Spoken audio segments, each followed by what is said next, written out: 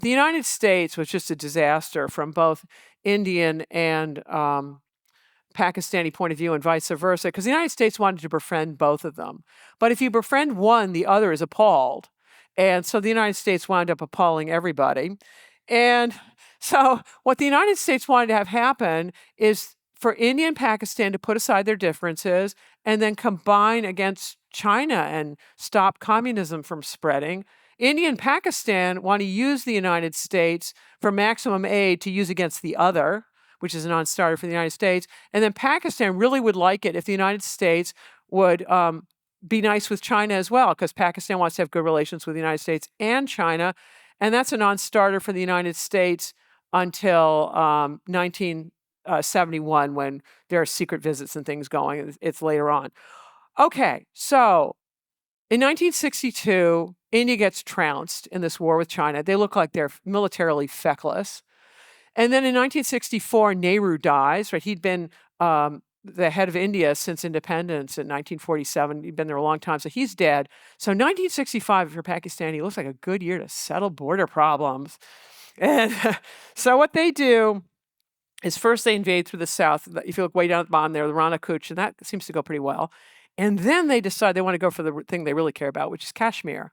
And they do that. Well, the enemy gets the vote, and the Indians invaded straight through Lahore, which isn't remotely what the Pakistanis had in mind. And then the United States does a double arms embargo on both of them for doing this. And the problem is the Pakistanis are much more dependent on U.S. military aid. The Indians were more diversified, so they just didn't have enough spare parts to continue this thing. So it's a very unhappy event for them. They lose it. And what happens, neither the United States nor Russia wants either one of them fighting that war. The Russians are thinking, we want the military aid to go to India in order to counterbalance China, not to decimate the Pakistanis. And the United States doesn't want it either. So the United States is very happy that the Soviets broker the Tashkent Declaration that ends this war. But Pakistan is worse off after this thing. It is, and India has restored its reputation for knowing what it's doing on the battlefield. So for Pakistan, the United States is really problematic because we're interested in being nice to them when we want something out of them, and then we're not so interested in when we don't want something out of them because we don't share a primary enemy. So what we really wanted were listening bases. The technology of the day was such that if you want to surveil the Soviet Union, you want to send these big U-2 planes over, and given their ranges, and you're not supposed to be doing it, and so we had U-2 bases, I think Norway, West Germany, Turkey, Pakistan, and then Japan. And in addition, we had a listening base at Bhutto, and these are really important things for us during this period. So we're paying the Pakistanis a lot of money to get it. Except there was one of these U-2 planes gets shot down over the Soviet Union. They finally get so they can, because they fly at really high altitudes, they shoot it down.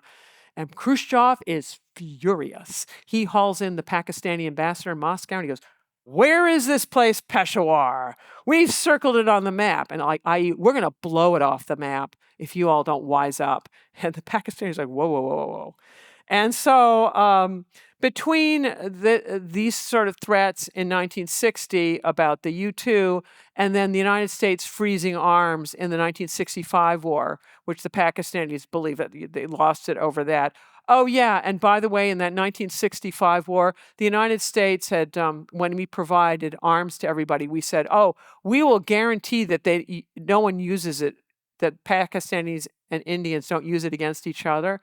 And of course, we could do nothing about that. And the 1965 war, the Pakistanis are using U.S. tanks to go after Indians in the largest tank war since World War II. So there are a lot of upset people in South Asia. But here is Ayub Khan, leader of Pakistan, telling the United States that the United States forgets that our security hazards and political liabilities have increased to a dangerous level due to this U-2 stuff.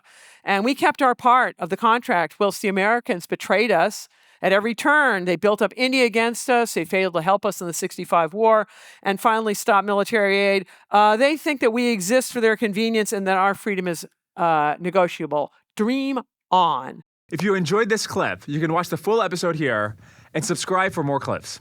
Thanks.